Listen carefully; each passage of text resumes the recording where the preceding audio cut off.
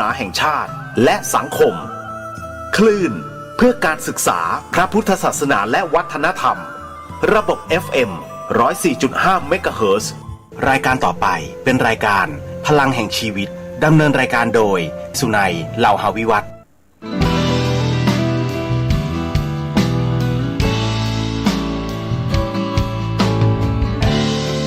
ลุกขึ้นมาฉายแสงเถิดชีวิตเป็นเช่นเจ้าสร้าง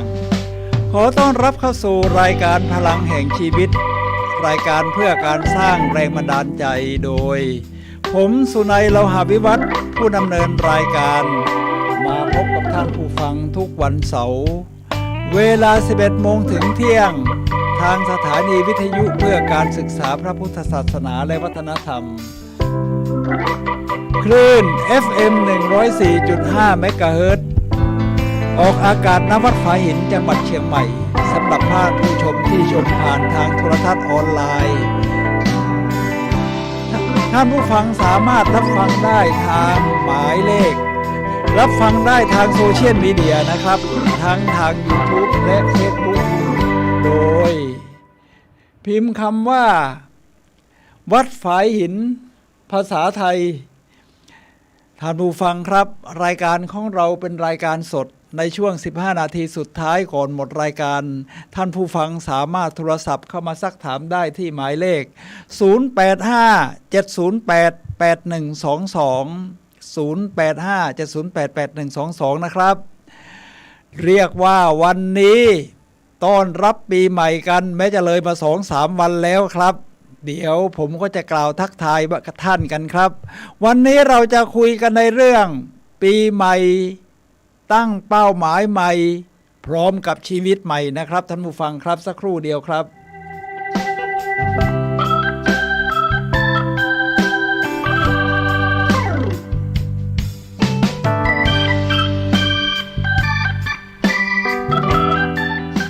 เริ่มกันแล้วครับท่านผู้ฟังครับเรียกว่า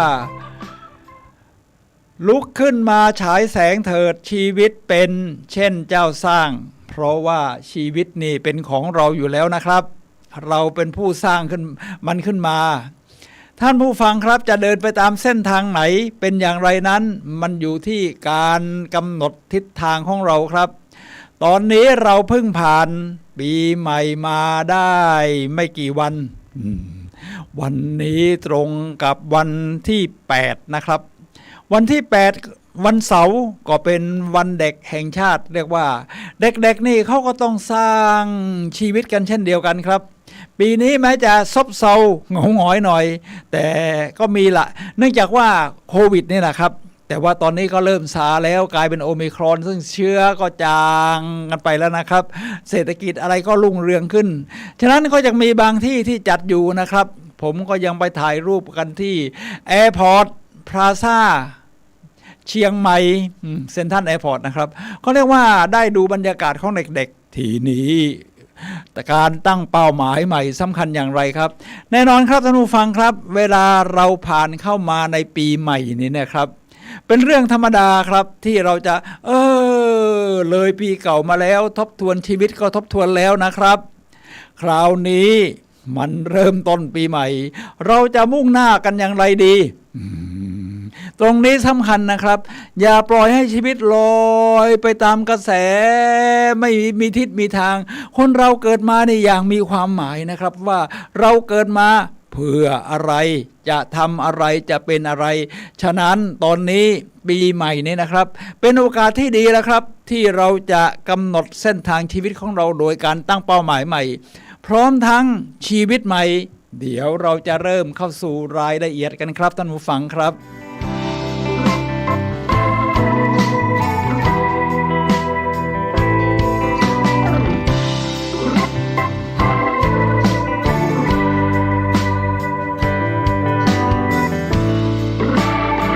แฟนครับบอกว่า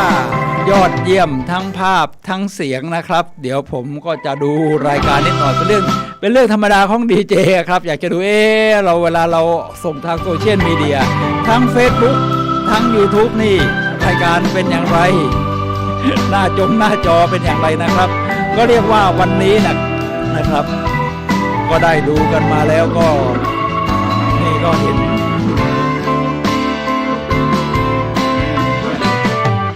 ท่านผู้ฟังครับทีนี้ในเรื่องของการตั้งเป้าหมายนะครับมีหลายด้านในชีวิตเรานี่แน่นอนว่าไม่ได้มีด้านเดียวมีทั้งด้านอาชีพการงานมีทั้งด้านครอบครัวสถานะการเงินความสัมพันธ์การมุ่งไปสู่ทิศทางสิ่งที่เราจะเป็นเป้าหมายการคบเพื่อนการเงินรวมหมดแล้วครับทั้งการคบเพื่อนทีนี้พอมาปีใหม่เนี่ยนะครับเราจะวางแผนอย่างไรครับเวลาเลือกคบเพื่อนจะเลือกเพื่อนแบบไหน โอ้นี่อยู่กัลยาณมิตรนะครับสำคัญเลยแล้วเราจะไปไหนกันเพราะว่ายังไงปีนี้อาจจะเริ่มต้นสักเกือบกลางปีเป็นถึงปลายปีเราก็จะเดินทางกันได้เราจะไปไหนเราจะเป็นยังไงนะครับก่อนอื่นผมจะนำคำพูดของกูรูที่ชี้ให้เห็นว่าความสำคัญของการตั้งเป้าหมายเนี่ยนะครับมันสำคัญอย่างไรผมก็มีรูปมาโชว์อยู่บ้างนะครับนี่ก็เรียกว่ามีภาพประกอบอาจจะเป็นโลเทคหน่อยไม่ได้ใส่เข้าไปในคอมพิวเตอร์โดยตรงก็จะมีผมชอบคำพูดของนิทเช่นะครับนิทเช่ซึ่งนิทเช่เป็นปราชญ์ชาวเยอรมันพูดว่าอย่างนี้เลยครับว่าผู้มีคำถามว่าเขามีชีวิตอยู่เพื่ออะไรสามารถทนได้เกือบทุกกรณีเขามีชีวิตเพื่ออะไรสามารถทนได้ทุกกรณีเราก็จะเห็นว่าจริงๆแล้วในการใช้ชีวิตนี่เป็นเรื่องยากนะครับท่านผู้ฟังครับการใช้ชีวิตนี่มันมีทั้งความสำเร็จอุปสรรคการที่จะต้องเผชิญแต่ว่าถ้าเรารู้เนี่ยว่าเรามีชีวิตไปเพื่ออะไรเนี่ยนะครับมันจะทนได้ครับตื่นเช้าขึ้นมาก็อยากจะตื่นแล้วรู้ว่าเดี๋ยววันนี้จะต้องทำอะไรทีนี้การรับความรับผิดชอบต่อตนเองประการแรกนะครับและประการสำคัญที่สุดของคุณคือการรู้แน่ชัดแล้วว่าคุณต้องการอะไรแน่หมายถึงว่าต้องการในชีวิตนี้ที่เป็นเส้นทางทั้งระยะสั้นระยะยาวนะครับไม่ใช่ว่าวันนี้ต้องการจะกินอะไรอย่างเดียวแล้วมีคำพูดที่เป็นยอดเยี่ยมนะครับผมชอบดูภาพยนตร์นะครับภาพยนตร์เรื่องนี้นี่นะครับชี้ให้เห็นถึงการเจรจาระหว่างนางเอกกับพระเอกเนี่ยนะครับชี้ให้เห็นเลยว่าแต่ละคนนี่มีเส้นทางการใช้ชีวิตที่ไม่เหมือนกันแล้วเป้าหมายของใครก็เป้าหมายของมันอย่าไปเอาเป้าหมายของคนอื่นมาเป็นเป้าหมายของเราเดี๋ยวชีวิตมันก็สับสนเพราะเราอาจจะไม่ได้มีแพชชั่นแบบเขาก็ไม่ได้มีแพชชั่นแบบเรานะครับฉะนั้นภาพยนตร์เรื่องนี้ชื่อว่าเปเปอร์ทาวเปเปอร์ก็แปลว่ากระดาษนะรูปบนเปเปอร์ทาวคือเมืองกระดาษนะเหมือนกับชีวิตเหมือนจินตนาการทีนี้นางเอกได้เป็นคนชอบผจญภัยชอบท้าทายซนมาตั้งแต่เด็กแล้วครับพระเอกนี่เพิ่งย้ายมาอยู่เมืองนี้ก็รู้จักกันโอ้โหก็เป็นคนเก็บเนื้อเก็บตัวไม่ชอบผจญภัยแต่ตอนหลังเมื่อเขาคนแบบไหนก็เป็นคนแบบนั้นก็ต้องติดตามนางเอกไปทีนี้นางเอกยังไม่พอครับพอโตขึ้นเรียนแล้วเนี่ยก็เขาอยากจะผจญภัยพอผจญภัยพระเอกก็ค่อยๆหาทางตามไปนะครับทีนี้มันมีการเจรจากันอยู่คำพูดนะครับที่บอกว่าชื่อเสียงคือสิ่งที่คนอื่นมอบให้ผมว่าคำพูดนี้สำคัญมากนะครับชื่อเสียงคือสิ่งที่คนอื่นมอบให้แต่คุณค่าที่คุณค้นหาคือสิ่งที่คุณมอบให้ตัวเองนะครับฉะนั้นมันจะมี2 ทางครับคุณค่าของเราในสายตาคนอื่นเขาก็อยากถ้าใจไม่กว้างพอเขาก็อยากเห็นอย่างเราอย่างที่เขาอยากให้เป็นอะ ส่วนเราก็ต้องรู้ว่าคุณค่าของเราคืออะไรความเป็นตัวของเราเองก็จะได้ทีนี้พระเอกก็บอกว่าพอนางเอกเริ่มท้อถอยพระเอกก็บอกว่าเธอคือมาโก้นะมาโก้เนี่ยเป็นชื่อของนางเอกเธอคือมาโก้นะคือมาโก้เป็นคนชอบผจญภัยทีนี้นางเอกก็ตอบว่าคนอื่นชอบมองฉันและเห็นอย่างที่ตัวเองอยากเห็นเหมือนที่พูดไปเมื่อสักครู่เคล็ดลับคือ เห็นค่าสิ่งนั้นครับให้เห็นค่าสิ่งนั้นที่สิ่งไหนที่เรามอบค่าสิ่งนั้นก็จะมีค่ามากขึ้นไม่รู้ว่าความฝันของฉันคืออะไรแต่ฉันตื่นเต้นที่จะค้นหาและแค่ที่จะค้นหาความฝันว่าความฝันของฉันคืออะไรนี่นะครับผมว่ามันเป็นการเริ่มต้นที่ไม่เลวนะเริ่มต้นว่าปีนี้เราฝันอะไรนะเนี่ยมันก็ค่อยๆดูว่าอันนี้เข้ามาแล้วถูกใจเส้นทางนี้ใช้ได้นี่คือค้นหาสิ่งที่ใช่สำหรับคุณครับจากเปเปอร์ทาวภาพยนตร์ที่ผมชอบดูหนังครับเอาละครับทีนี้จงทำให้ชีวิตมีความหมายและจุดหมายผมชอบคำพูดของอัลเบิร์ตไอน์สไตน์นะครับเดี๋ยวเขาพูดเป็นภาษาอังกฤษเดี๋ยวผมจะลองแปลดูนะครับนี่แน่นอนอยู่แล้วอัลเบิร์ตไอน์สไตน์นะครับอัลเบิร์ตไอน์สไตน์นี่ก็คิดสูตรระเบิดปรมาณู C เท่ากับ mc สแควร์นั่นแหละพลังงานมวลพูดไว้ว่า if you want to live a happy life ถ้าคุณต้องการที่จะมีชีวิตที่มีความสุขนี่นะครับ line it to a goal คือมีเส้นทางให้กำหนดเส้นทางของเป้าหมายครับand not to people or object คือให้มุ่งเข้าไปพุ่งเข้าไปที่เป้าหมายนะครับไม่ใช่ว่าสิ่งของหรือผู้คนตรงนี้ยิ่งใหญ่มากอัจฉริยะแบบอัลเบิร์ตไอน์สไตน์จึงสร้างสิ่งต่างๆออกมาได้อย่างมากมายครับที่เป็นผลงานการประดิษฐ์ที่เป็นประโยชน์กับมนุษยชาตินี้ทีนี้ใครก็ตามที่รู้ว่าชีวิตอยู่เพื่ออะไรยอมทนได้ทุกอย่างนี่เป็นคำพูดของอีกคนนึงครับว่าวิกเตอร์แฟรงเคิลเขาจะสามารถอยู่ได้ไม่ว่าจะอยู่อย่างไรแน่นอนอยู่แล้วนะครับถ้าท่านเคยได้ยินชื่อของวิกเตอร์แฟรงเคิลก็คือจิตแพทย์ชาวยิวในเวียนนาที่ถูกจับไปในสงครามโลกครั้งที่2โดยนาซีแล้วอยู่ในค่ายกักกันเนี่ยนะครับแต่ว่าก็มีชีวิตรอดมาหลังจากที่ญาติมิตรเพื่อนตายกันไปเยอะเนี่ยนะครับเพราะเขารู้ว่าเขาต้องการอะไรครับท่านผู้ฟังครับมาทางด้านเอเชียบ้างครับท่านผู้ฟังครับทางด้านเอเชียนี่นะครับอยู่อย่างมีความหมายตายอย่างมีทิศทางคือ ใช้ชีวิตอย่างไรอยู่อย่างไรมันก็ตายแบบนั้นนะครับแล้วก็ถ้าจะเลือกว่าจะตายอย่างไรล่ะก็อยู่ที่ว่าใช้ชีวิตมาอย่างไรนี่เป็นพระเดิมแท้ชาวหินฟ้าแห่งชื่อจี้ทีนี้มาดูคนที่ใช้ชีวิตอย่างยิ่งใหญ่ที่เขามีเป้าหมายที่ยิ่งใหญ่ถึงตัวเราอาจจะไม่มีเป้าหมายที่ยิ่งใหญ่แบบนั้นแม่ชีเทเรซาบอกว่าถึงไม่มีเป้าหมายที่ยิ่งใหญ่แต่ทำสิ่งเล็กๆด้วยหัวใจที่ยิ่งใหญ่ก็ได้กำหนดเป้าหมายเล็กๆไว้ก่อนว่าเราจะไปทางไหนปีนี้ในนี้ผู้ยิ่งใหญ่นะครับก็คือเซอร์เอ็ดมันด์ฮิลลารีบุคคลแรกที่พิชิตยอดเขาเอเวอเรสต์ครับนี่ไปยืนอยู่บนยอดเขาเอเวอเรสต์เลยครับกับชาวเชปายอดเขาเอเวอเรสต์เป็นยอดเขาที่สูงที่สุดในโลกนะอยู่ที่เทือกเขาหิมาลัยใครๆก็อยากจะไปครับตรงประเทศเนปาลนี่นะครับผมก็ไปมาแล้วก็ไปแต่ด้านล่างๆโอ้โหมันยิ่งใหญ่พอไปถึงตรงนั้นเรารู้ว่าธรรมชาตินี้นี่มันยิ่งใหญ่จริงๆยิ่งใหญ่จริงๆครับและมีสิ่งที่ให้เราค้นหาอีกมากมายชีวิตมันก็เริ่มมีความหมายมากขึ้นทีนี้เซอร์เอ็ดมันด์ฮิลลารีนี่นะครับเป็นชาวนิวซีแลนด์โอ้โหอยู่คนละเกาะกันเลยนิวซีแลนด์แล้วทำไมถึงอยากมาปีนที่ภูเขาหิมาลัยปีนขึ้นสู่ยอดเขาเอเวอเรสต์ครับเพราะว่าเขาพูดไปอย่างนี้เลยครับว่าการมีเป้าหมายที่แน่นอนจะทำให้คุณสามารถปลดปล่อยพลังที่มีอยู่ในตัวคุณออกมาการขึ้นสู่ยอดเขาเอเวอเรสต์นี่ไม่ใช่ง่ายนะครับและผู้ที่เป็นนักกีฬาเก่งๆแข็งแรงมากๆเลยนะครับทั้งรอดชีวิตจากการขึ้นปีนยอดเขาเอเวอเรสต์ทั้งเสียชีวิตอีกมากมายนะครับแต่มันก็เป็นเป้าหมายใช้อย่างไรก็ใช้ชีวิตอย่างไรก็ตายแบบนั้นนะครับมันมีเป้าหมายดีอ่ะล่องลอยไปถึงเวลาตายก็ตายอย่างไรความหมายเนี่ยเหมือนกับที่มาดอนน่านักร้องเพลงป๊อปบอกว่ามีชีวิตอยู่อย่างเสือปีเดียวดีกว่ามีชีวิตอยู่อย่างแกะ100 ปีนะ นี่และนี่คือนี่ฮิลลารีเขาก็บอกว่าและผลที่สุด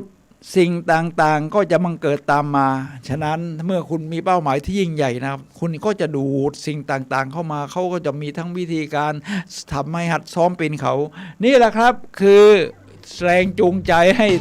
เราตั้งเป้าหมายกันในปีใหม่นี้ครับ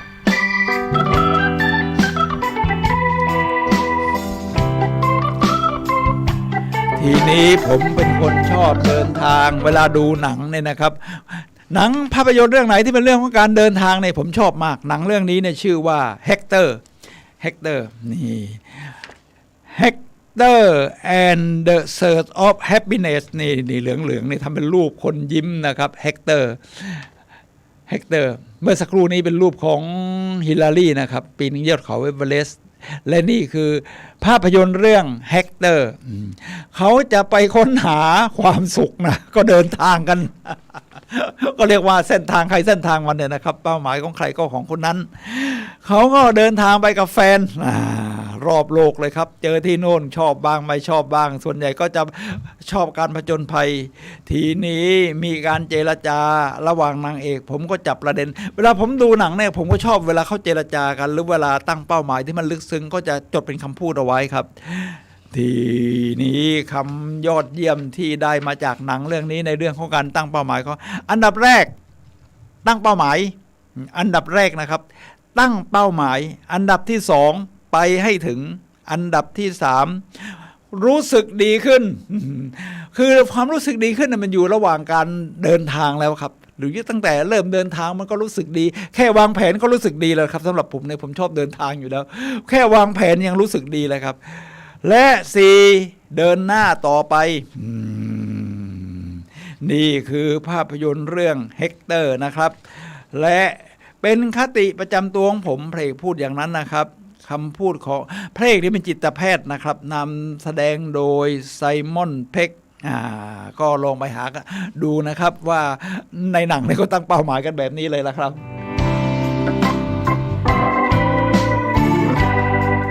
ท่านผู้ฟังครับเป้าหมายในนี้ขอคริสโตเฟอร์มอร์ลี่นิดหนึ่งชื่ออาจจะไม่ค่อยรู้จักว่ามีความสำเร็จเพียงหนึ่งเดียวนั่นคือสามารถใช้ชีวิตตามที่คุณต้องการแต่เราต้องรู้ก่อนว่าเราต้องการอะไรในเป็นหัวใจหลักใช้ชีวิตอย่างที่เราต้องการนะผมว่ายอดเป็นชีวิตที่คุ้มค่านะเวลาเราบอกโอ้ใช้ชีวิตอย่างที่เราต้องการฉันต้องการอะไรก็ต้องหาให้เจอเดี๋ยวเราจะมีหลักการนะครับว่าเวลาจะค้นหาความต้องการของชีวิตเราเนี่ยซึ่งแน่นอนว่าอาจจะคล้ายคนอื่นไม่คล้ายเลยตรงข้ามก็มีพอเป้าหมายใครก็เป้าหมายคนนั้นแน่นอนอยู่แล้วเราไม่เอาเป้าหมายคนอื่นมาเป็นเป้าหมายเราเพราะฉะนั้นชีวิตมันก็ไร้ความหมายนะครับท่านผู้ฟังครับผมจะนำคำพูดของแอนโทนีโรบบินส์นี่เป็นกูรูระดับโลกในยุคปัจจุบันบรรยายแล้วมีคนฟังมากที่สุดเวลามีผู้ฟังเนี่ยเป็นพันเป็นหมื่นแต่เขาก็เรียกว่าเป็นนักพูดมีแรงบันดาลใจสูงแอคชั่นดีเรียกว่าผู้ฟังนี่โอ้ยคล้อยติดตามเนี่ยนะครับแอนโทนีโรบบินเขาพูดอย่างนี้ในเรื่องการตั้งเป้าหมายว่าผมผู้คนไม่ได้เกลียดคร้านนั่นแต่เขามีเป้าหมายที่ร้ายเรี่ยวแรงจริงๆผู้คนนี่ขจับกระเฉงนะไอ้ที่ทำท่าเกลียดคร้านเพราะเขาไม่มีเขามีเป้าหมายที่มันร้ายเรี่ยวแรงเป้าหมายที่มันไม่จูงใจไม่เกิดพลังมันไม่ตรงกับแพชชั่นซึ่งได้แก่เป้าหมายที่ไม่ได้สร้างแรงบันดาลใจหาให้เจอครับเป้าหมายที่สร้างแรงบันดาลใจคือทำแล้วเนี่ยมันชอบนะมันใช่แล้วก็เกิดโฟล์ขึ้นมาเกิดการไหลลื่นนะครับทำแล้วโดยไม่ต้องใช้ความพยายามประมาณนั้นเป้าหมายมอบสิ่งที่ยิ่งใหญ่ให้แก่คุณมากกว่าเหตุผลใดๆในการตื่นนอนตอนเช้าเนี่ยนะครับนี่เวลาเรารู้สึกขี้เกียจในตอนเช้าตื่นอยากตื่นเพราะวันนี้มันมีอะไรค้างคาอยู่ที่เราจะทำเพื่อให้เส้นทางที่เราเดินนั้นอ่ะมันไปสู่เป้าหมายแต่ระหว่างแค่เส้นทางที่เราเดินเนี่ยมันมีความสนุกความท้าทายอยู่แล้วครับและมันเป็นรางวัลที่ทำให้คุณก้าวไปตลอดทั้งวันผมก็ใช้แบบนั้นนะครับ แน่นอนอยู่แล้วเรื่องการเดินทางเป็นวิทยากรดีเจเป้าหมายจะดึงทรัพยากรในส่วนลึก ที่จะทำให้คุณทะลุผ่านจุดที่ดีที่สุดในชีวิตนะครับไม่ต้องรอให้อะไรพร้อมทำจากสิ่งที่ทำได้จากสิ่งที่คุณมีณที่ที่คุณอยู่พอเดินไปทรัพยากรมันจะเกิดขึ้นระหว่างทางครับท่านผู้ฟังครับทีนี้มีคำพูดภาษาอังกฤษที่ผมชอบมากก็นำมาแปลนะครับว่าเป้าหมายนะครับและนี่เมื่อสักครู่นี้เป็นคำพูดของยกย่องผู้พูดซะหน่อยนะครับว่าฮาวิแม็กเกผู้เขียนหนังสือ Swim with Swim with the shark without being eaten อะไร ว่ายน้ำไปกับปลาฉลาม โดยไม่ถูกกินและมีชีวิตอยู่โดยไม่มีชีวิตอยู่โดยไม่ถูกฉลามกินมันท้าทายนะผมว่าในแค่ชื่อหนังสือยังน่าอ่านเลยครับท่านผู้ฟังครับ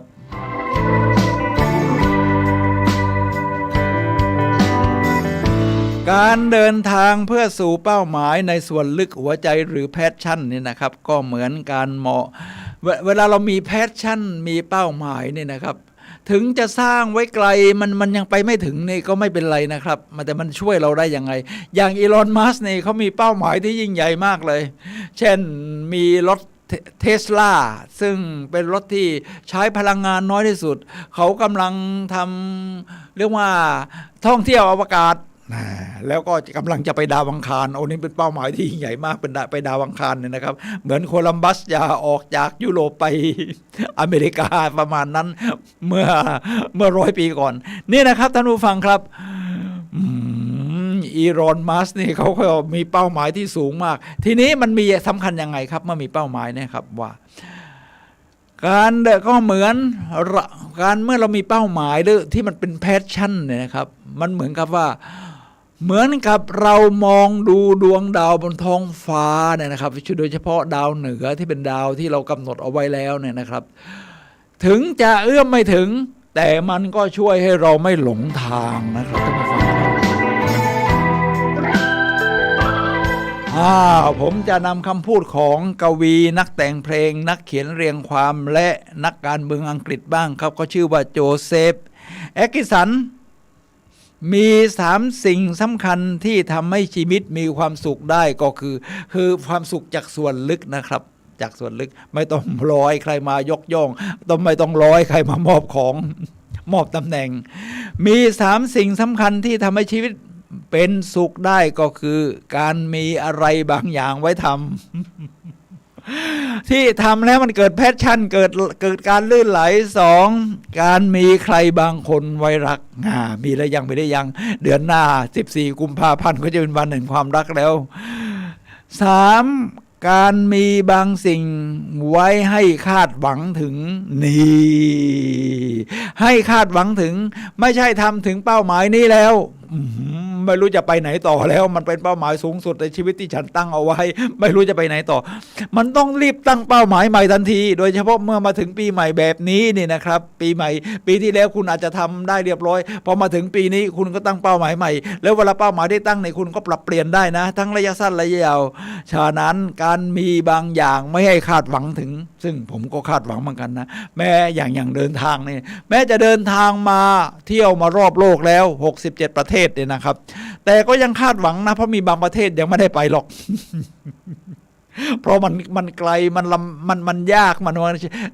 แต่คนที่ยอดเยี่ยมเขาก็ไปกันนะเช่นบราซิลที่อเมริกาใต้阿拉斯ก้าที่นู่นสุดทวีปอเมริกาทางตะวันตกเฉียงเหนือมันก็เป็นความคาดหวังของผมอะคาดหวังคืออย่างน้อยถึงเอื้อมไม่ถึงก็ไม่หลงทางอะเพราะว่าถ้ามีโอกาสนี่ก็ได้ไปโชคดีก็คือโอกาสกับการเตรียมตัวมาพบกันแล้วครับทีนี้ทิศการใหญ่ไมเคิลแองเจโลนี่นะครับแน่นอนอยู่แล้วเขาเป็นศิลปินด้านประติมากรรมแกะสลักหรือแม้กระทั่งวาดภาพเนี่ยนะครับชาวฟลอเรนซ์อิตาลีเวลาเราไปเที่ยวอิตาลีตรงไหนก็ไมเคิลแองเจโลโดยเฉพาะที่เมืองฟลอเรนซ์หรือแม้กระทั่งวาติกันนะครับก็มีผลงานของไมเคิลแองเจโลมากมายครับศิลปินในยุคเรเนซองส์คนนี้เขาบอกว่า หายนะที่แท้จริงของคนเราไม่ได้อยู่ที่หวังสูงเกินไปแล้วล้มเหลวอย่างรวดเร็วคนจิตใจแบบนี้ล้มแล้วลุกอยู่แล้วแต่อยู่ที่การตั้งเป้าหมายต่ำเกินไปแล้วไปก็ได้แค่จุดนั้นต่างหากพอถึงจุดนั้นแล้วก็ไม่รู้จะไปไหนต่อ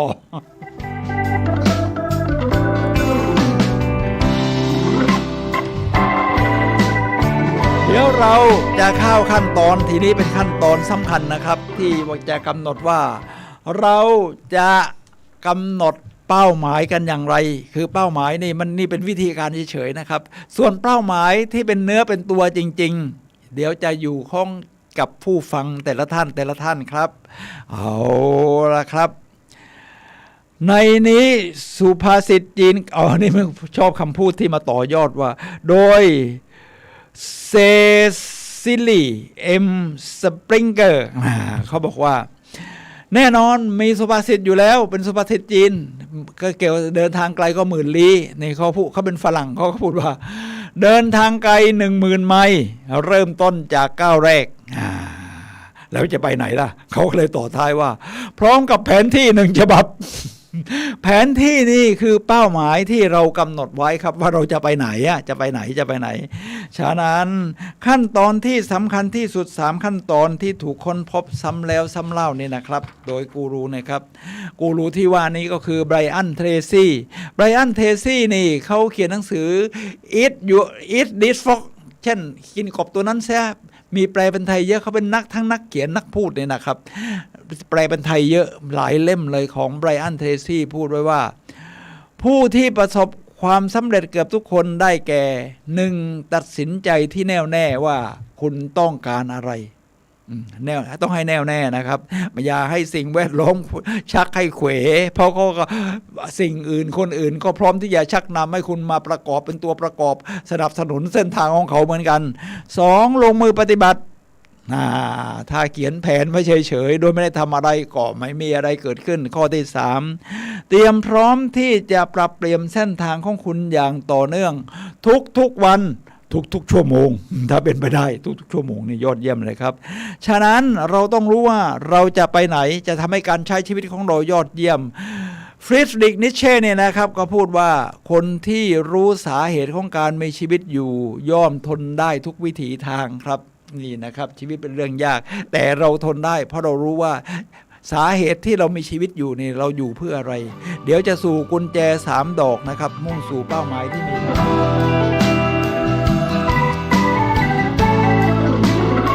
จะเป็นวิธีการแล้วครับท่านผู้ฟังครับขณะนี้ท่านกำลังรับฟังรายการพลังแห่งชีวิตรายการเพื่อการสร้างแรงบันดาลใจโดยผมสุนัย โลหวิวัฒน์ครับ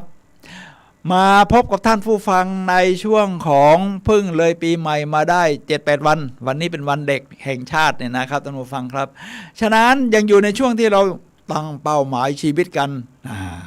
วิธีการตั้งเป้าหมายนี่เป็นหลักการเฉยๆเป้าหมายใครก็ของคนนั้นนะครับเช่นที่ฮิตที่สุดก็คือน้ำหนักตัวฉันน้ำหนักมากเกินไปโอ้น้ำหนักมากเกินไปเพราะต้องลดแล้วแต่รักษายังไงให้ทำวิธีลดได้อย่างต่อเนื่องไม่ใช่ลดปั๊บเดี๋ยวกลับมากินต่อเหมือนเดิมใช้ชีวิตเหมือนเดิมผลลัพธ์ก็เหมือนเดิมนี่นะครับท่านผู้ฟังครับ3ขั้นตอนนี้นะครับคือกุญแจหลักมุ่งสู่เป้าหมายที่มีพลัง 1. ระบุให้ชัดเจนและวัดผลได้ 2. คือวัดผลได้เนี่ยเช่นว่าถ้าเรื่องน้ำหนักเหมือนนี้ยกตัวอย่างสักครู่เนี่ยฉันน้ำหนัก80 กิโลกรัมฉันอยากจะลดเหลือ70 กิโลกรัมภายใน3 เดือนก็ลองดูด้วยครับอะไรที่ทำให้เราอ้วนล่ะน้ำหนักเพิ่มล่ะก็แน่นอนก็แป้งน้ำตาลอะไรประมาณนี้หรือกินไม่ถูกเวลาไปกินก่อนนอนแล้วหัดทำ IF ยังไม่เป็นอะไรเงี้ยก็หาความรู้หัดทำ IF 2. เป้าหมายนี้น่าหลงไหลและตื่นเต้นเหมือนเป้าหมายที่สร้างแรงบันดาลใจแบบที่แอนโทนีโรบินส์ได้กล่าวไว้เนี่ยนะครับท่านผู้ฟังครับก็คือน่าหลงไหลครับมันอยากไขว่คว้าเดินไปอย่างมีความสุขแล้วก็ตื่นเต้นตลอดเส้นทาง 3. เป้าหมายที่ทำให้ที่ท้าทายคือผลลัพธ์ที่ยิ่งใหญ่ จะทำให้เราเกิดกลยุทธ์ครับและนี่คือเบนสไตน์บอกว่าขั้นตอนแรกที่ขาดไม่ได้เพื่อให้ได้ซึ่งสิ่งที่คุณต้องการในชีวิตคือตัดสินใจให้ได้นะครับว่าคุณต้องการอะไรตอนนี้เราพูดถึงเป้าหมายแห่งปี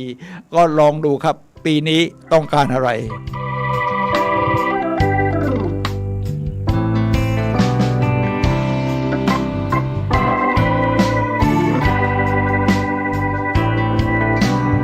ท่านผู้ฟังครับทีนี้เอายกตัวอย่างตัวเองหน่อยเป็นเรื่องธรรมดาของดีเจยกตัวอย่างตัวเองบ้างเดี๋ยวจะยกหลักการเขาที่มันเป็นหลักการที่เขาเขียนเป็นตำราไว้หลักการของผมเนี่ยนะครับผมใช้วิธีการของเท็ดท็อกในการกำหนดเป้าหมายชีวิตใช้ชีวิตแล้วก็เดินไปตามเส้นทางนั้นนี่นะครับเท็ดท็อกก็คือเขาก็จะเชิญตั้งเวทีสำหรับนักพูดใช้พูดแค่18นาทีแล้วนักพูดที่มีคนฟังยอดไลค์สูงยอดดูสูงวิวเป็นล้านวิวนี่นะครับท่านผู้ฟังครับของเท็ดท็อกนี่นะมันมีอยู่3อย่างแล้วผมก็เรียกว่านำเอามาใช้กับชีวิตได้เลยนั่นก็คือร้าวอารมณ์หรือร้าวใจนะคนพูดนี่ต้องเล่าเรื่องที่มันร้าวใจ2เป็นเรื่องแปลกใหม่3น่าจดจำเอาล่ะครับผมฟัง3ข้อนี้โอ้โหทำไมยอดวิวนี้คนดูเป็นล้านวิวยอดนี้พูด18นาทีคนดูเป็นล้านวิวมันมีอะไรเหรอมันมีประกอบด้วย3อย่าง1ร้าวอารมณ์หรือร้าวใจแน่นอนครับชีวิตเรานี่ต้องร้าวใจในทางบวกอยู่แล้วสร้างพลังร้าวใจโกเยสอะไรประมาณนี้นะครับเรารู้สึกว่าโอ้มันร้าวไม่ใช่หงอยมันไม่ร้าวใจมันร้าวใจทางลบร้าวใจทางบวกคึกคักตื่นเต้นยอดเยี่ยมชีวิตฉันมีความหมายประมาณนี้นะครับฉะนั้นเวลาเราใช้ชีวิตเนี่ยนะครับก็กำหนดไว้เลยว่าจะต้องร้าวใจชีวิตที่ร้าวใจนี่คือชีวิตที่ท้าทายชอบเดินทางยิ่งเดินทางมากมันก็ยิ่งร้าวใจผมนี่เรียกว่าร้าวใจแหละครับเพราะเดินทางมา67ประเทศบางประเทศก็ไม่เหมือนกันบางประเทศก็เหมือนกันบางประเทศก็ท้าทายบางประเทศไปแล้วเนี่ยเกือบตกเครื่องบินเช่นจะไปเนปาลเนี่ยนะครับเครื่องเขากำลังจะเทคออฟแล้วผมไปเสี้ยววินาทีเขายังไม่ทันปิดประตูนะครับกำลังจะปิดถ้าปิดแล้วขึ้นไม่ได้นะเอาได้ขึ้นเครื่องโอ้แม่นตกเครื่องไม่ได้เที่ยวเนปาลไม่ได้ไปเที่ยวแถวเทือกเขาหิมาลัยนี่มันร้าวใจนะครับแต่ว่าพอไปถึงเสร็จเขาบอกกระเป๋าเราไม่มา ผมใส่เสื้อตัวเดิมอยู่3วันนะนี่นะมันร้าวใจถึงจะเสื้อตัวเดิมอยู่แต่อากาศที่เนปาลมันหนาวร้าวใจเป็นเรื่องร้าวใจ2เป็นเรื่องแปลกใหม่ไม่ใช่คุณเห็นนี่ก็เห็นอยู่เดิมละนี่อยู่ในคัมฟอร์ตโซนเลยมันต้องแปลกใหม่ท้าทายสิก็เนปาลอีกไปเนปาลในภูเขาอะไรมันจะสูงขนาดนี้ภูเขาหางปลามัจฉาปูชะเลก็ไปยืนที่หน้าผาแห่งหนึ่งทัวร์ก็พาไปมองเห็นยอดเขาหางปลาเนี่ยโอ้โหธรรมชาติทำไมมันยิ่งใหญ่มันแปลกใหม่สำหรับเรามันตื่นเต้นมันท้าทายเราอยากจะไปทะเลบ้างนอกจากภูเขาแล้วไอเรือชนิดต่างๆที่ว่าบ้านผมนี่มีอาชีพเดินเรือตอนผมเด็กๆคุณพ่อเขาเดินเรือทะเลจากปากพนังจังหวัดนครศรีธรรมราชมายังกรุงเทพฉะนั้นพอถึงปิดเทอมผมก็ต้องมีหน้าที่ไปช่วยคุณพ่อคืออาศัยนั่งในเรือไปนะครับนั่งในเรือไปมันก็ความท้าทายมันก็ชอบเดินทางมาตั้งแต่ตอนเด็กๆแล้วครับทีนี้เราก็ชอบเรื่องเรือเวลาไปเที่ยวตรงไหนที่มันมีเรือเนี่ยผมก็ชอบครับอย่างสมัยก่อนที่จะข้ามช่องแคบอังกฤษนะครับจากฝรั่งเศสไปลอนดอนเนี่ยนะมันต้องใช้เรืออย่างเดียวแล้วก็เรือเขาเรียกเรือไฮโดรฟอยล์โอเวอร์คราฟเรือโอเวอร์คราฟคือใบพัดไปอยู่ข้างบนอย่างเงี้ยเรานั่งเรืออย่างเงี้ยมันก็ถือว่าเป็นเรื่องแปลกใหม่เราไม่เคยเห็นนะ2เรือประเภทที่ใหญ่ที่สุดมีไหมนั่งเรือที่ใหญ่ที่สุดเนี่ยครับมันใหญ่มากหลายชั้น 7-8 ชั้นเรือเดินจากทางจากเฮลซิงกิเมืองหลวงของฟินแลนด์ไปยังกรุงสต็อกโฮล์มเมืองหลวงของสวีเดนได้นั่งเรือลำแบบนี้เนี่ยนะครับ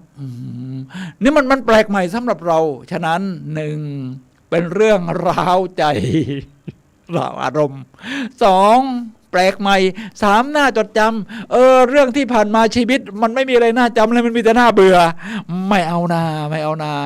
ชีวิตปีนี้จะตั้งเป้าหมายนี่พอมันผ่านมา1 ปีไปถึงปลายปีนี่ที่จะถึงขึ้นปีหน้ามาทบทวนชีวิตโอ้โหมันน่าจดจำไปทุกเรื่องเลยยิ่งทบทวนลึกออกไกลออกไปนี่โอ้โหชีวิตมันน่าจดจำผมนี่เรียกว่ามีบางช่วงชีวิตมันก็น่าเบื่อ แต่ส่วนใหญ่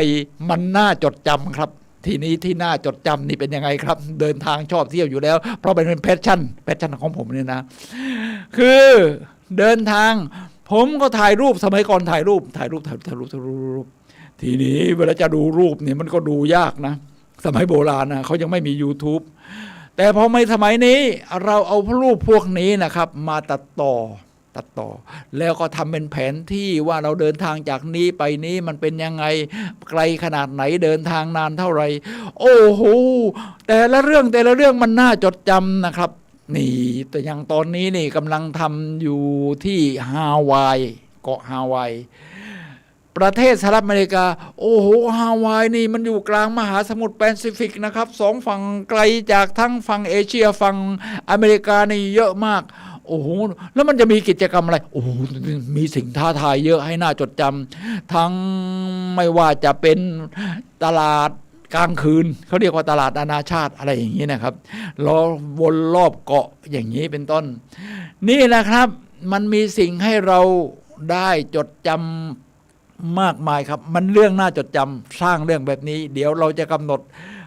วิธีของการตั้งเป้าหมายของกูรูทั้งหลายครับท่านผู้ฟังครับแต่สำหรับของผมทวนในครั้งหนึ่ง เวลาใช้ชีวิตหรือกำหนดเป้าหมายรวมทั้งปีนี้ด้วยเนี่ยครับว่า 1. มันต้องร้าวใจร้าวอารมณ์ 2. แปลกใหม่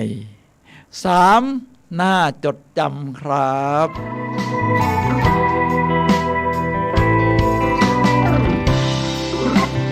ทีนี้มาถึงวิธีการที่จะตั้งเป้าหมายเราต้องเริ่มจากคำถามครับท่านผู้ฟังครับคำถามนี่สำคัญมากกว่าคำตอบถามถูกคำตอบก็ค่อนข้างจะออกมาถูกถามผิดคำตอบมันก็จะไปคนละทิศละทาง7คำถามสำคัญเพื่อการบรรลุเป้าหมายชีวิตลองตอบดูนะคำถามต่อไปนี้ของใครของมันเพราะเป้าหมายใครเป้าหมายมันอยู่แล้ว 1. สิ่งที่ดีที่สุดในการคว้าเป้าหมายนั้นมาได้คืออะไรถ้าเราคว้าเป้าหมายนั้นมาได้คืออะไรนะครับ 2. อะไรคือแรงบันดาลใจให้คุณคว้าเป้าหมายนั้นทำไมมันจึงสำคัญสำหรับคุณนี่เป็นการค้นหาตัวเองนะทำไมมันสำคัญสำหรับเราล่ะเรามีแพชชั่นมาจากนั้นเราฝังใจมาจากเด็กๆ 3. คุณทำอะไรเป็นก้าวแรกเพื่อสู่เป้าหมายนั้นคือมีเป้าหมายแล้วก็เฉยๆเวลาผมทำเป้าหมายจะเดินทางรอบโลกนี่นะครับท่านผู้ฟังครับ 1. ก็ต้องสะสมเงินก่อนมันต้องใช้เงินนะทำงานโอเคก็เป็นผู้บริหารของบริษัท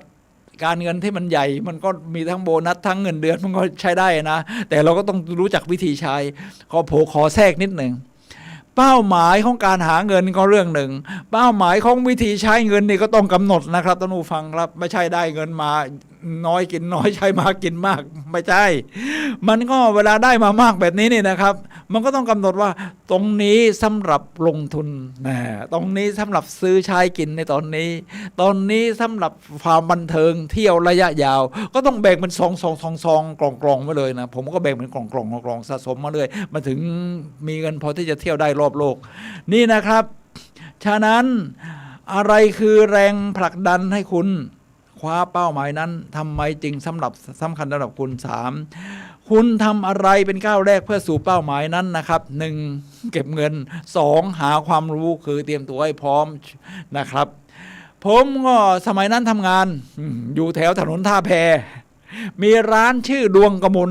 ร้านนี้ขายหนังสือแบบไฮโซไฮเทคนะครับในสมัยนั้นนี่เราก็หาซื้อยากมีหนังสือภาษาอังกฤษด้วยแต่มันมีแผนที่มีองค์ประกอบแล้วก็ นิวยอร์กมันเป็นยังไงนะเนี่ยโอ้โหไปซื้อมาเล่มเล็กๆมันมีแผนที่ว่าเส้นทางเดินในนิวยอร์กเป็นอย่างนั้นเดินจากนี่ไปนี่เดินจากนี่ไปนี่ใช้เวลานานกี่นาทีเราก็ทำเตรียมเอาไว้สะสมเอาไว้สมไว้นี่คือก้าวแรกนะครับก้าวแรก1เตรียมเงิน2เตรียมทรัพยากรที่จะเดินทางไม่ให้มันหลงทางมากนัก3 4อุปสรรคที่เจอในช่วงแรกคืออะไรและคุณก้าวมันผ่านมันได้อย่างไรนะคนในครอบครัวก็สำคัญนะเพราะคุณไปเที่ยวคนเดียวมันจะมีความหมายอะไรล่ะไปแล้วก็ต้องไปกับคู่ใจดิไปกับคู่ใจนั้นมันมีความสุขแต่เราก็ต้องอธิบายให้เขาเข้าใจเลยนะว่าการใช้ชีวิตมันเป็นอย่างไรมันมีความหมายอย่างไรสถานะการเงินเราพอจะไปได้ไหมข้อที่6ข้อที่5ใครช่วยเหลือคุณบ้างตอนอย่างผมอยากจะไปเที่ยวประเทศจีนเมืองนี้โอ้โหหาหนังสืออ่านก็ไม่ได้แต่ว่ามีอาจารย์อยู่ท่านหนึ่งคืออาจารย์เสน่ห์คำวินิจอดีตอาจารย์ใหญ่โรงเรียนมงฟอร์ดมัธยมนี่นะครับเรารู้จักกันผมก็เล่าให้ท่านฟังว่าผมอยากไปเมืองเนี้ยผมไม่รู้จะไปยังไงมันไม่รู้เส้นทางอะไรเลยเขาบอกเขาเคยไปมาแล้วนี่ยอดนักเที่ยวเขามีวิดีโอสมัยก่อนนะก็ใส่กรองใหญ่ๆตุ๊กยัดตุ๊กกระฉายเราก็เห็นภาพเลยนะครับเมืองนี้มันมีไอ้นี่เส้นทางจากสนามบินมานี่ฉะนั้นใครช่วยคุณบ้างก็ขอบคุณอาจารย์เสน่ห์คำวินิจครับข้อที่6ปัจจัยที่สำคัญที่ช่วยคุณคว้าเป้าหมายนั้นมาได้คืออะไรคือต้องมาสำหรับผมคือมันใจมันอยากไปเมื่อใจคุณไปนี่นะครับมันคืออย่างอื่นมันก็จะตามมาข้อที่7คุณจะให้คำแนะนำกับคนที่มีเป้าหมายเดียวกันนี้หรือคนที่เพิ่งเริ่มต้นอย่างไรถ้าอยากเที่ยวเหรออันดับแรกนะสำหรับผมนี่1แรงบันดาลใจที่มันจูงใจคุณให้คุณอยากเดินทางถ้าเป็นเรื่องการเดินทางนะ2เงิน มันต้องใช้ทรัพยากรตัวนี้3รู้ทิศทางเดินทางแล้วจะไม่ได้หลงทางบ่อยไม่ได้เสียเวลาผู้ที่พูดเรื่องนี้ก็คือเจอเกนฟอร์บผู้เขียนหนังสือ Creativity Now ก็คือสร้างสรรค์จินตนาการตั้งแต่ตอนนี้เลยครับ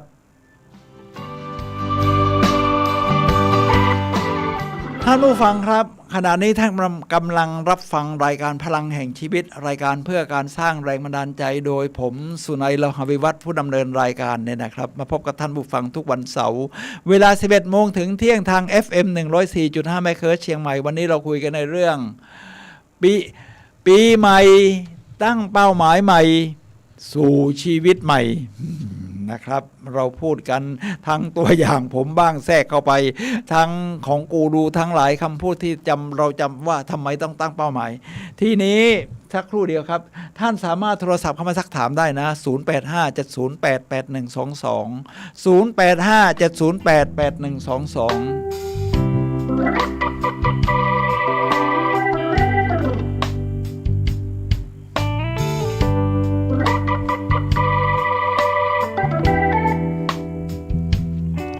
จิมโร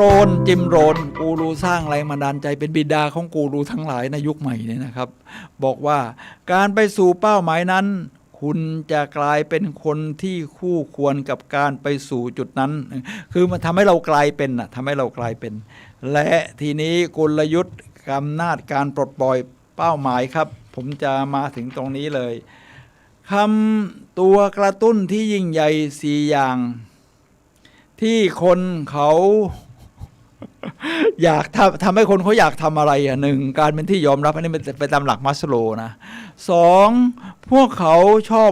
ความรู้สึกของการได้รับชัยชนะมันคือความสุขที่ได้รับจากการเดินทางไม่จำเป็นต้องชนะคนอื่นนะความรู้สึกตื่นเต้นที่ได้มาจากชัยชนะ3ครอบครัว4การกุศลเป็นเรื่องของแอนดรูว์คาร์เนกี้นะมหาเศรษฐีคือตายแล้วเขาก็บอกว่าเขาใช้เวลาเนี่ย2ช่วงของชีวิตช่วงแรกคือหาเงิน2ช่วงที่2ในชีวิตไปถึงบั้นปลายก็คือใช้เงินเพื่อการกุศลนะวิธีตั้งเป้าหมายนะครับวิธีตั้งเป้าหมายฉันต้องการอะไรใน1ปีจากนี้เริ่มต้นจากที่6ข้อนะครับเอาล่ะครับทีนี้เราเข้าสู่6ข้อนี้นะครับ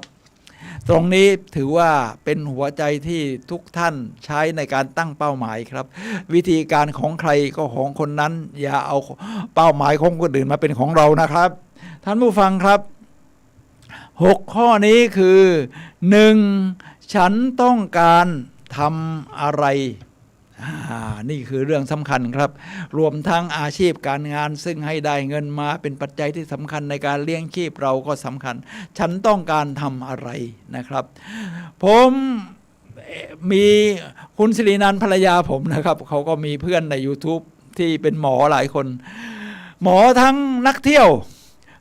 หมอมาสอนกวดวิชาเขามีทีนี้มีหมอคนหนึ่งอยู่กรุงเทพที่สุขุมวิทเป็นหมอหนุ่มๆอยู่มีคุณแม่จบปริญญาเอกก็เป็นเรียกว่าปรับโครงสร้างหน้าตานะคือเขามีอาชีพอย่างนี้คุณหมอท่านนี้นะครับตอนนี้มาเปิดร้านกาแฟไอ้ตรงนี้เนี่ยผมทำให้ผมรู้สึกมันช็อกกับความรู้สึกของเราเนี่ยนะว่าโอ้เรียนมาในอาชีพหมอมันยิ่งใหญ่มันเรียนยากและเป็นอาชีพที่มีเกียรติแล้วคุณหมอกลับมาหาวิธีทำกาแฟแล้วเปิดร้านกาแฟขายเนี่ยนะมันเป็นแพชชั่นนะครับเราก็ต้องยอมรับนะครับคือหมอท่านรู้ว่าฉันต้องการทำอะไรฉันต้องการเปิดร้านกาแฟแล้วขายกาแฟเข้าใจไหมล่ะฉะนั้นเขาก็มีคุณหมอหลายท่านนะครับที่กลายมาเป็นนักพูดก็มีนะครับคือแทนที่จะจ่ายยารักษาอะไรอย่างเงี้ยนะ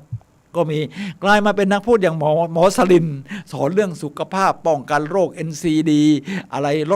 ลดน้ำหนักลดความอ้วนในสุขภาพแข็งแรงชะลอวัย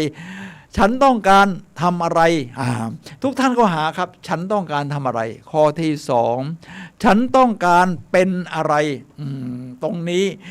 สิ่งที่ทำมันจะทำให้กลายเป็นสิ่งที่เราเป็นสิ่งที่เราได้มาไม่สำคัญเท่ากับสิ่งที่เรากลายเป็นนะกลายเป็นนี่คือเป็นเนื้อเป็นตัวฉันเป็นคนแบบไหนฉันเป็นคนยอดเยี่ยมมีพลังมีความสุขอยากเป็นคนแบบนั้น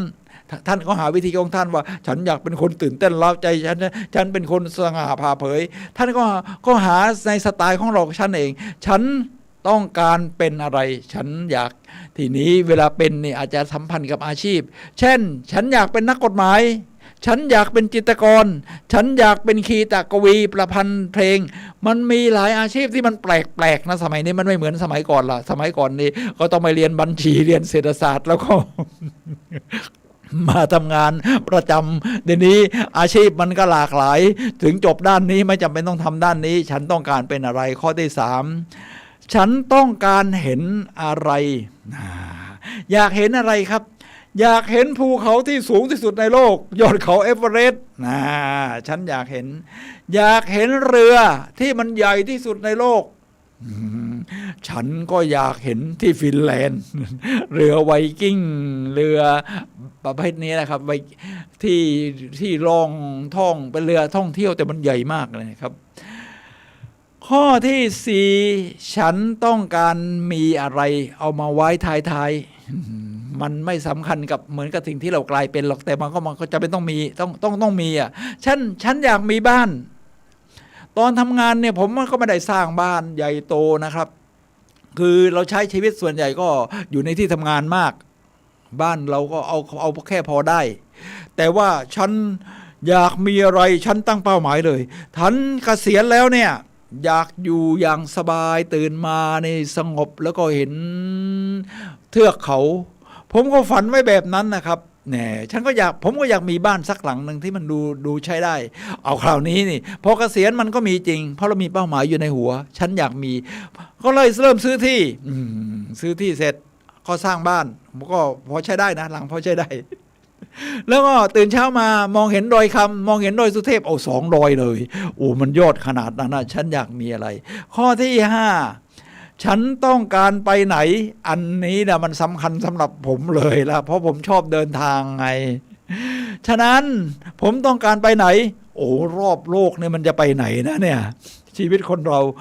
แน่นอนแล้วนี่อยู่แล้วสิคุณต้องมีก้าวแรกคุณอยากจะเดินทางใช่ไหมคุณอยากจะเดินทางผมก็ต้องไปใกล้ๆก่อนมันไม่เปลืองเงินทีนี้เราอยู่ประเทศไทยตรงไหนที่มันใกล้ที่สุดที่คนเข้าไปเที่ยวกันสมัยก่อนต้องมาเลเซียกับเกาะปีนัง ทีนี้คุณสิรินันท์เนี่ยนะครับเขาทำงานอย่างหนึ่งแล้วก็ได้โบนัสให้เดินทางไปที่เที่ยวที่มาเลเซียกัวลาลัมเปอร์ปีนังได้ ถ้าสามีจะไปก็พ่วงเงินอีกนิดหน่อยผมก็โอเคเราก็ได้ไปเที่ยวที่นี่ออกค่าใช้จ่ายแค่คนเดียวโอ้โหมันก็สุดคุ้มนะครับท่านผู้ฟังครับแค่ออกจากต่างประเทศเนี่ยนะครับเราก็รู้สึกว่าในเมืองไทยมันอย่างงี้พอไปที่กัวลาลัมเปอร์มันแปลกใหม่ที่ปีนังมันก็แปลกใหม่แปลกหูแปลกตาจากที่เราเคยเห็นนะจากนั้นเราก็ไปไกลขึ้นเรื่อยๆอยากจะไปไหนล่ะไปฮ่องกงไปยุโรปทัวร์ยุโรปเสีย8ประเทศ9ประเทศไปอเมริกาเสีย22วันอะไรประมาณนี้ฉันอยากไปไหนมันก็จะขยายไปเรื่อยให้มันอยู่ในเป้าหมายในใจของเราก่อนวิธีการจะตามมาข้อที่6ตรงนี้เป็นเรื่องของบั้นปลายของชีวิตเราเหมือนที่คาร์เนกี้เขาพูดไว้มหาเศรษฐีคือฉันอยากแบ่งปันอะไรทีนี้สำหรับผมใช่ไหมเราก็ไม่ได้มีเงินทองมากขนาดคาร์เนกี้ เราก็แบ่งปันประสบการณ์ผมเป็นวิทยากรสร้างแรงบันดาลใจผมมีบุคลิกภาพที่ดีที่ฝึกฝนมาอย่างดีมีเรื่องราวที่จูงใจผู้คนเป็นโค้ชสำหรับใครก็ตามที่ต้องการเปลี่ยนเส้นทางชีวิตมาสู่ความยอดเยี่ยมเราก็ไปเป็นวิทยากรนะถือว่าแบ่งปัน2ผมเป็นดีเจดีเจ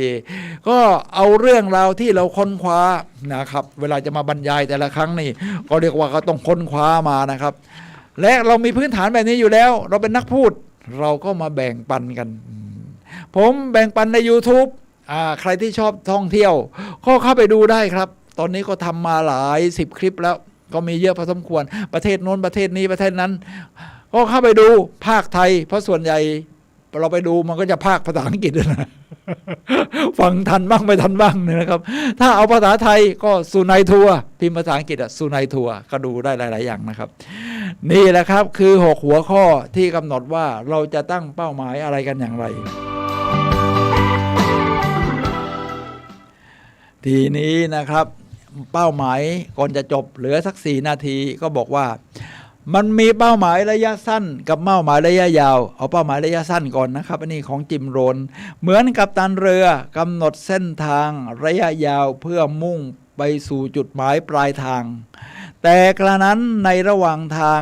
ก็มีสถานการณ์ที่ของการมาถึงระยะสั้นมากมายนะครับซึ่งต้องมาถึงเพื่อการเดินทางที่ประสบความสำเร็จเช่นเดียวการเดินทางโดยเรือทางทะเลเป้าหมายระยะสั้นต้องสัมพันธ์กับการบรรลุเป้าหมายระยะยาวของคุณทีนี้เป้าหมาย vs ความประพฤติมาถึงนักจิตวิทยาเนี่ยเขาเป็นหมอสเปนเซอร์จอห์นสันเป็นหมอเนี่ยนะครับเขียนหนังสือ The 1 minute Father พ่อ1 นาทีเป้าหมาย vs ความประพฤติฉันใช้เวลา1 นาทีฉันอ่านเป้าหมายของฉันดูความประพฤติของฉันดูว่าความประพฤติของฉันตรงกับเป้าหมายของฉันหรือไม่มันต้องเป็นเนื้อเดียวไปด้วยกันนะครับตั้งเป้าหมายอย่างประพฤติอีกอย่างมันก็โอกาสบรรลุเป้าหมายยากนาตินสแตอายุ65ปีกล่าวไว้ดีที่สุดก็ฟังผู้สูงอายุดูนะครับหากฉันย้อนเวลาไปใช้ชีวิตใหม่ฉันจะกล้าทำผิดพลาดให้มากขึ้นในคราวหน้า เวลาถามคนใกล้ฟังนะพอมีอะไรที่เสียดายในชีวิตบ้างในชีวิตที่ผ่านมาทุกคนก็บอกว่าไม่ได้เสียดายถึงนี้ทำมาแล้วที่เสียดายคือสิ่งที่ยังไม่ได้ทำ ฉันจะผ่อนคลายฉันจะอ่อนตัวฉันจะเฉยมากกว่าเดิมฉันจะเฉยปิ่นเฉยมากกว่าเดิมมากกว่าการเดินทางครั้งก่อนๆฉันจะเคร่งเครียดจริงจังเพียงบางเรื่องฉันจะคว้าโอกาสให้มากขึ้นฉันจะเดินทางมากขึ้นโอ้โหนี่ตรงใจเราฉันจะไต่ภูเขาและว่ายน้ำในแม่น้ำให้มากขึ้นฉันจะกินไอศกรีมให้มากขึ้นได้ NCD ก็น้อยหน่อยก็ได้นานๆทีและกินถั่วให้น้อยลงบางทีฉันอาจจะมีความยุ่งยากจริงๆ แต่จะยุ่งยากในจินตนาการให้น้อยลงคุณเห็นไหมฉันเป็นคนหนึ่งในจำนวนคนเหล่านั้นที่รับรู้ความรู้สึกได้ดีและมีสุขภาพจิตดีชั่วโมงแล้วชั่วโมงเล่าวันแล้ววันเล่าโอ้ฉันได้ช่วงเวลาขณะต่างๆของฉันมาแล้วฉันจะได้ทำใหม่ฉันจะทำมันให้มากขึ้นอีกที่จริงแล้วฉันจะไม่พยายามทำอย่างอื่นเลยเพียงแต่จากขณะหนึ่งไปขณะหนึ่งหากฉันมีชีวิตย้อนไปใหม่ได้ฉันจะเริ่มเดินเท้าเปล่าตั้งแต่ต้นฤดูใบไม้ผลิและอยู่อย่างนั้นไปจนกระทั่งฤดูใบไม้ร่วงฉันจะไปงานเต้นรำมากขึ้นฉันจะขี่จักรยานมากขึ้นฉันจะเก็บดอกเดซี่มากขึ้นฉะนั้นปีนี้นะครับพอเลยมา1 ปีย้อนกลับไปฉันจะทำอะไรมากขึ้นปีนี้เราก็ทำมากขึ้นแบบนั้นแล้วก็นี่เป็นตัวอย่างของผู้สูงวัยผู้หญิงสูงวัย65นี่แหละครับท่านผู้ฟังครับปีใหม่เป้าหมายใหม่ชีวิตใหม่ผมสุนัยเลาหะวิวัฒน์และรายการพลังแห่งชีวิตขอลาท่านผู้ฟังไปก่อนพบกันใหม่วันเสาร์หน้าเวลา 11 โมงถึงเที่ยงทางคลื่น FM 104.5 เมกะเฮิรตซ์ครับ